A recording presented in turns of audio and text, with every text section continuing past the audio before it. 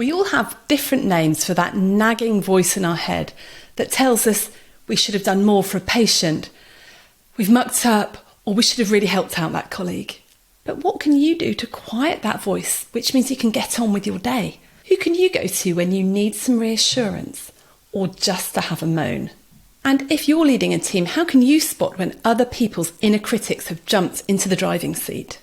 This week, I'm sharing with you a panel discussion which I led at the Wounded Healer Conference in London, which we recorded in June. I was joined by Dr. Helen Garr, Medical Director, and Simon Line, who's a psychologist and therapist, both working at Practitioner Health. In the second half, we take a couple of questions from the audience, but I start by asking Simon about what people realise in therapy that they wish they'd addressed sooner. So it's really helpful to look back and to think about, what we can learn from the past. But I don't think it's helpful to think, well, if I'd done that, then I wouldn't be here today. Because I think what's happened, I think it's really useful to just accept that what's happened has happened. Mm-hmm. And it can only have happened the way it happened. It's only later that with the retrospectoscope, you're able to say, oh, we could have done that. Well, you couldn't because you didn't, because for whatever reason, it didn't happen like that and it wasn't available to you. So first and foremost, what's happened's already happened. And it can only have happened that way because it's already happened. So let's learn from it and try and do something different moving forwards. And part of that is going to be looking at, uncomfortable stuff maybe about yourself that... It's interesting when you were talking about... I'm going off a tangent. When you were asking about... We love tangents on this podcast. Perfectionism, that everyone raised their hand really quickly, quite happy to identify. But actually behind that might be something that that you're constantly trying to run from, which is maybe an inherent sense of maybe I'm not actually that good and I have to constantly get top marks and be better than everyone else or get the praise in order to feel that I'm okay. There's a whole other imposter syndrome podcast there. I'd add to what you just said, though, about moving forward. I hear that. However, I'd say every single healthcare worker who I've seen at Practitioner Health burnt out. Pretty much every single one of them has said, looking back, the signs were there. And I think it can be helpful to look back, actually, and what were the signs? And I say this a lot. What are your signs? What are your red flags? How will you know moving forward if you're struggling? And I think what we do a lot in healthcare, we don't check in with ourselves and we just go. We give until we crash. And actually it can be really helpful to take stock. And the airline industry do this. The military do it. They'll check in every morning. How is everyone? Are you red? Are you amber? Are you green?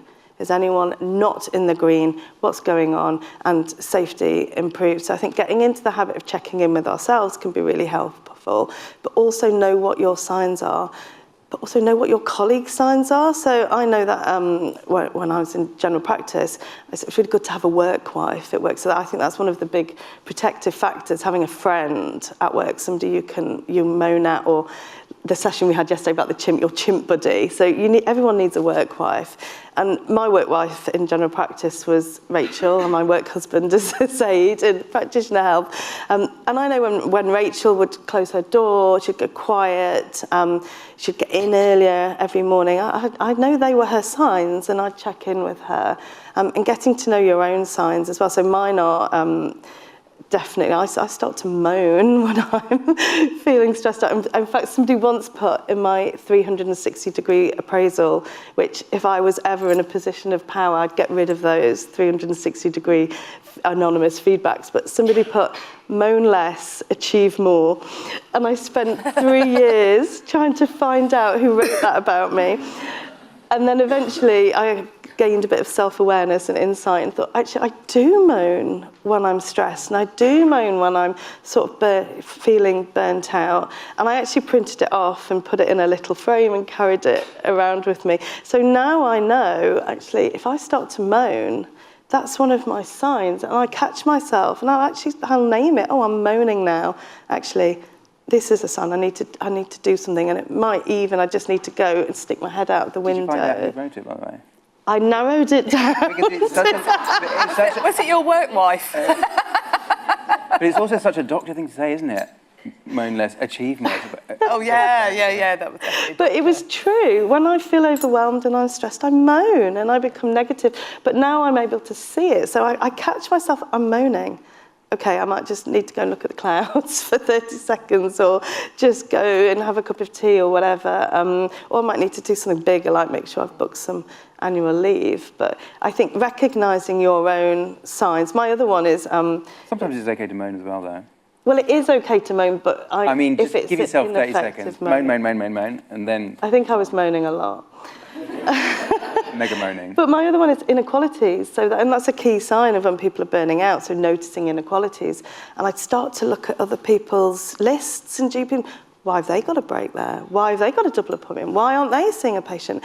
And when I catch myself doing that, that's when I know, actually, that's one of my other signs. When I'm great, when I'm best Helen, I don't care what anyone else is doing. I just get on with my own work. So I think recognising your signs and your colleagues' signs can be really helpful to just pull back before things get out of hand. One of my signs is my internal, critical voice gets quite like, why did you do that? That's really awful. But also combined with, and why is no one else doing what they should be doing? And then you're really bad. And how dare you think that about the team? We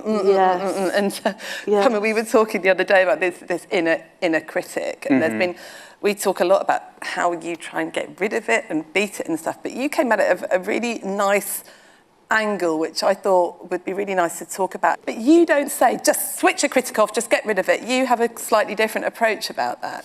Yeah, I mean, I can't take credit for this. This is from Internal Family Systems model. But it's basically about working with whatever is happening internally. And the critic is that I think we probably will all recognise we all have something like this, our own version of this. And it's a major player in definitely a lot of doctors' systems. And working with it, understanding what it is trying to help you with, what it's trying to protect you from, and then figuring out how to maybe, if you want it to do, it's not going to stop criticising. It's not going to be quiet if you try and get annoyed with it or try and switch it off or get rid of it. It's going to relax if you validate it and try and understand what it's trying to help you with. Then it might be amenable to toning down its language or, not being so nasty. But we need to understand what is it trying to help with. What's it trying to protect you from? And then you can also bring in some of the other parts that you mentioned that you recognise yours being nasty, and then there's another part that comes in that kind of criticises you for being nasty about you being nasty. So there are other parts as well that are going to be able to communicate with those parts and be kinder and compassionate and more friendly. I think connecting with a friend inside is a very important. And how much does that contribute to the burnout that you see in doctors and other healthcare professionals? It's sort of befriending all those internal critical voices. Is that quite a big thing? Oh, it's a major thing. I think it's really difficult. It's really difficult for people to get their head around initially. But I think it's such a hugely important skill. I think that not only do doctors identify very much with their role and what they do and how they perform, they also identify with their internal critics. They think that is me. I kind of am going along with that. That's who I am. They're not able to separate themselves out and understand that there are lots of, we're not a monolith. We're not just one thing. We're lots of different things. And so am I right in thinking then that when we talked about this culture, say if you were in the perfect practice or the perfect department where you had a manageable workload, where you got your lunch break every day, that you loved your colleagues, you're still going to make mistakes and you still might have this huge internal critic. So therefore, it's perfectly easy to burn out because you're your own tormentor. We're never going to be perfect. Let's just forget that. We're not. Really? Speak for yourself, Simon. Sorry, doctors. I really hate to breaking news, everyone. We're not going to be perfect. We bring with ourselves so much baggage from the past. Even on a really good day, there's going to be moments when you judge yourself harshly or you compare yourself negatively to someone or, it's just, that's kind of human nature. It's okay.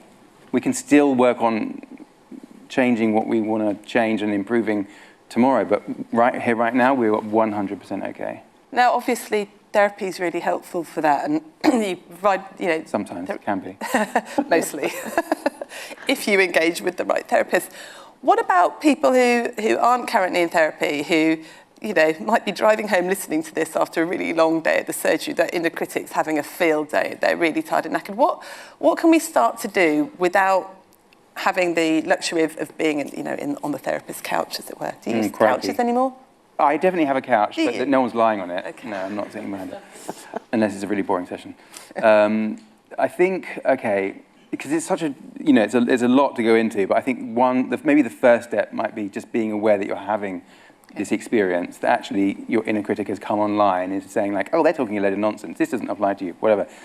And then see if you're able to connect with a curiosity and turn towards it and be like, oh, that's interesting. I hear you. What is it that what is it that you need to say? I want to know you. If you can't be friends with it yet, at least try and have that friendly approach. Be curious. Be like, what's going on here? What do you have to say? And almost say thank you. Extend some gratitude towards it. Do you know, that's interesting, Simon, because I have a completely different approach to I call them the NATs, negative automatic thoughts.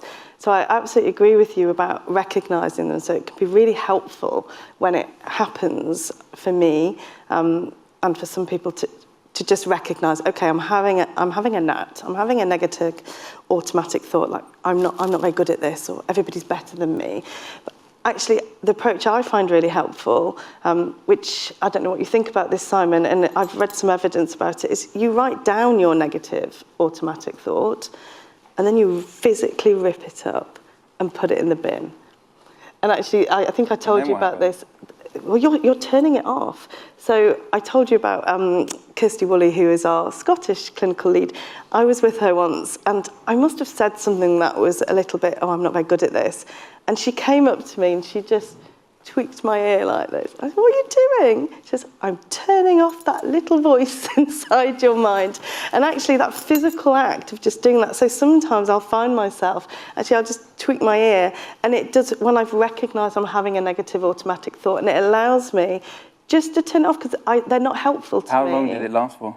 So they come back. I don't think you can turn them off forever, but I think in some situations it's not helpful to have them. So you might need to be able to perform, and you are competent, but your confidence needs to match your competency in order to be able to perform. And if you're having a negative automatic thought, being able to have the ability to recognise it and switch it off allows your competence to meet your confidence and move forward. That approach seems to work for me. I think you're right, they always come back, and I don't think anyone's necessarily got a solution to turn those off forever. But there are some people who never have negative automatic thoughts, but they're called narcissists. I think narcissists do, don't they? I'm wondering if these are two sides of the same coin, because I think if you're having a negative critical thought and you just turn it off without investigating it or making friends with it, then that's going to be very difficult.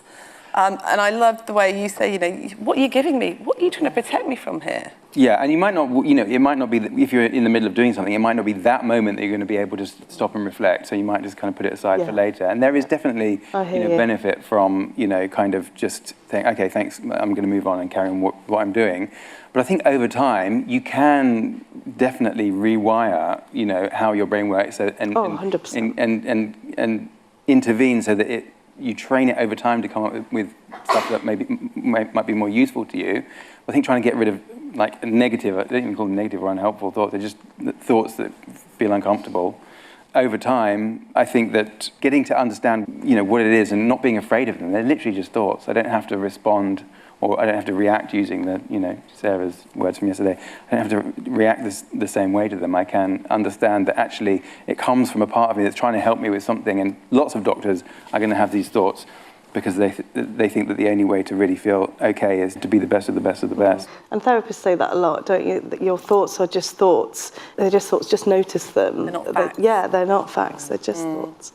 I think it's so important to be able to work out what that thing is protecting you from. I tried, after having our conversation the other day, I tried it when I was having a whole, oh, you're so bad. I'm like, okay, don't want to go no, think better. But okay, what am I trying to protect myself from? Oh, you're trying to protect yourself from that person thinking badly of you. Yeah. Okay, what's the worst thing? Okay, thank you, that part of me. And then go underneath it and try and look after the vulnerable part of you that is, that has been kind of, sent away and banished. So you're talking about self-compassion.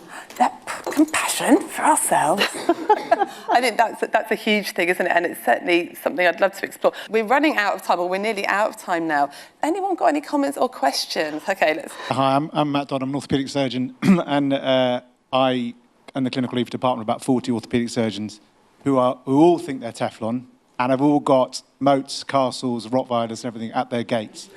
In this room, you're sort of talking to the converted people who are here for a reason, who understand. None of them have any insight at all that they are at risk of burnout. Yet I see signs in many of my colleagues, and I have had colleagues who've gone through the process, and when they do, they drop off a cliff. And suicide rates in surgeons are through the roof, and multiple articles in the press about that. What methods can you as a panel give me when I'm dealing with my colleagues and their appraisals, their job planning, when I see issues that I can help identify those issues for them, just to signpost in the right direction, rather than dealing with my instant inner chimp that says, oh, shut up and get on with the job. Actually, I want to take their complaints on board and try and signpost them in the right direction. I can give you 2 practical things to do, because we don't have a lot of time. And there's lots of system things we can do around enabling people to recognise signs of burnout and training, so we all are looking out for each other, and cultural change. But practical things you can do in those one-to-ones where you're limited on time and there's a billion other things you have to cover. Something we've brought in at Practitioner Health for everybody's yearly review, we've brought in encouraging people to complete a wellbeing plan. And actually there's some really great wellbeing plans out there. Mind do a really good one, which asks you to recognise things, write down things you need to do every day to stay well, things you need to do less of, gets you to recognise your signs of when things are not going quite so well. So it's a tangible, practical tool for you and your manager, your line manager, to look at together. And then another really great tool are the Health and Safety Executive. They've released a talking stress toolkit for the NHS, which is again for a line manager and an employee to look at together. And they're actually really useful prompts and tools that you can do in that meeting, or they can take away, that gets people just to start thinking about your signs. Am I burning out? What do I need to do if I am? What do I need my organisation to do for me? And they're written in such a good way that they're not fluffy, they're not patronising. So I think even orthopaedic surgeons might come on board, but they're just useful, practical tools to use. But Simon will have much more, I'm sure. I was just thinking, as you're saying, again, I think it's so difficult to come up with like the best top tips. It's probably going to be a bit annoying to hear, but I think that being different with those people, like showing them it's okay to be a human, and because I think it sounds like the way that you describe them, they sound very defended, like they're Teflon, because maybe inside they are scared of what's going to happen if it all falls apart. So you've just got to keep going, keep being perfect, keep being really like, nothing bothers me, until eventually it does, and then you're in trouble. But, the way I think that the culture is going to change is if we start to be real with people and they might find it very, their defenses might go up if you go in, if you highlight the fact that actually maybe there's something going on under the surface. But you can show them, actually, you seem to be working a lot at the moment, and that's all great and everything, but when I was doing that last year, actually I had to take a week off because I just was completely burnt out. Or just being vulnerable with them, I think. There's a lot in that, actually, and we see a lot. If we see surgeons and anaesthetists come to Practitioner Health, and if a surgeon or an anaesthetist in particular self-refers to Practitioner Health, we're immediately on alert. And actually, the surgeons I've seen have come in, and they're very clear. I cannot let anybody know that I'm struggling. I cannot let my colleagues know this is not acceptable in where I work, yet they are struggling inside.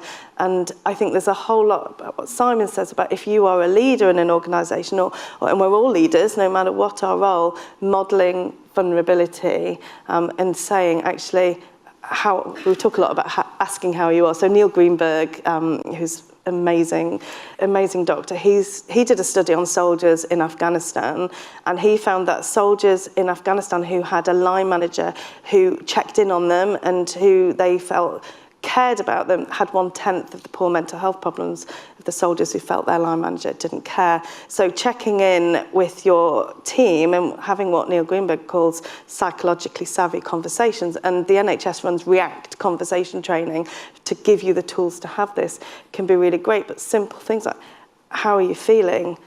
Well, I'm fine. Well, actually, I'm glad you're feeling fine, because what I've heard is from the rest of the team, things are difficult. Or actually, I'm glad you're feeling fine because I've had a really rough week. Or I'm glad you're feeling fine because what I've noticed is XXX, and it just gives people that in to be able to share. One I use a lot is, what's going on in your world? How have you been since we last spoke? How have things been? So how are you? What do you get? I'm fine. How have things been since I last saw you? Just allows people to open up. Role modelling it, yeah. Role modelling is really strong. From my perspective, it's really, really strong to be a leader who is able to talk about being a real human being, and and not equating anxiety, for example, or stress with weakness. I think that there is, it's just deeply ingrained in maybe our culture, but definitely in with medical professionals, that it's somehow you have to be, kind of able to deal with like everything that went on in the pandemic. Like we obviously saw what was going on with those people in real time, but like people going through some really, really extraordinary stuff and not having access to support around that. It's like, what are you expecting to happen? This is really traumatic. We see a lot of trauma as healthcare workers that actually we just accept as normal. And if somebody outside of healthcare were to go through that, that would not be accepted as normal. We just keep going as if it's just part of the job. Without it. It's normal to be traumatised when you go through something traumatic. Oh yeah, but no, but you push it down, and you just get on and see the next patient straight away. Yeah, many of those stories, Yeah, it's hard, isn't it? It's recognising that. I do think stuff about leadership, there's something we use when we train teams, it's the Yerkes-Dodson curve, which is the stress. As the pressure increases, your performance increases at the beginning, but then you reach a plateau and then your performance drops. And sometimes just getting someone to put where they think they are on the curve is quite it's an unemotional thing. Well, I think I'm maybe just dropping down the curve. Then you've got an in to talk about it, and it's a bit less, how are you, so that's maybe one way. And it's hard though, isn't there? There's the patient safety aspect as well, isn't there? That we know that doctors bending out 63% higher chance of making a medical error. So there is that, particularly in surgery, but it's a tough one, isn't it? I'm Sam Anthony. I just want to mention two things. So one is, I think looking at the barriers that we have to give ourselves permission, we're always looking for approval from people to take a break, to put a break in the clinic list. Whose permission who are waiting to tell us that? And the second thing which ties into that is career breaks, because it's something I've had. It was opportunistic, and it came at a very good time because I was at the edge of burnout. And I really wanted one, but I didn't know how to do it. And opportunistically, my husband got a job forward, and I ran with it. And nothing happened to my job, or I came straight back to it. I was supported doing it, and I really fly the flag for career breaks. No one tells you that you're entitled to them. No one tells you how to do them. They are in most of our contracts. And some countries also do this as mandatory, so every few years, why not? I think the idea that is in our very, to keep longevity, we have long careers, we hope. There's no reason not to. It's done very well for things like maternity leave. It's very structured. Why can't that be done? The comment about permissioning, and it's like, whose permission are we looking for? And I think that one of the mistakes I've noticed that people make when they are heading towards burnout is expecting their colleagues to give them permission. Like going to your colleagues and going, what do you think? Oh, is it okay if I go off? But if your colleagues are in the same boat as you, in the same department, the same practice, what are they going to say? Like, if it was me, I'd be going, well, if you go off sick now, what's that going to mean for me? So I think trying to seek approval from your closest colleagues, that's a really difficult, because you're probably not going to, they'll try and be sympathetic, course they will. And unless they're like, you're so bent out, we need you out of here. Yes, please. I think even then you won't get that. No. Because everybody's trying to keep their head above water. And I say that a lot to the healthcare staff who come to practitioner health. Nobody is going to look out for you as much as you. And you're absolutely right. Well, your friends outside work, he'll go flipping out, you need that career. You're absolutely right. We're waiting often for somebody to just notice and say, go off, that's not going to happen. That's where practitioner health will come in. We will advocate, we're a voice, we'll give people the strength and the autonomy and the permission to do what they need to do to get better. And sometimes you need that person alongside you, and it's very rare to get that at work. I mean, I remember working in a practice and partner's mum had died, and she came in the very next day to work. I said, why are you here? Your mum has died. And it just hadn't occurred to us, like, you need to go home. And actually she did, and she came back in and said, thank you for saying that to me. It just hadn't occurred to me. Why are we not all saying that to each other? And it's not because anybody doesn't care. It's the culture that we work in. We just crack on. I mean, I remember times when my son was sick in hospital and I was working on a different ward, and I'd just go and nip up and see him on my lunch break, and no one said, Helen, what are you doing? Because the culture we work in is that we all just keep going, and if one person goes off, that means more work for everyone else, and everyone's either consciously or subconsciously so aware of that. So being able to give yourself permission, but that's incredibly hard, having someone else to advocate for you, which is what practitioner health we will do when it's needed, give you that strength and be that advocate, can be really helpful. The one-word answer from both of you. In your experience, do people go off sick with burnout too early or too late? Too late. Too late. Okay, there you go. Head it here first. And thank you so much, everybody, for being here. Thank you to Practitioner Health for all the support you provide to colleagues, and I hope you enjoy the rest of the conference. Thank you so much for being here.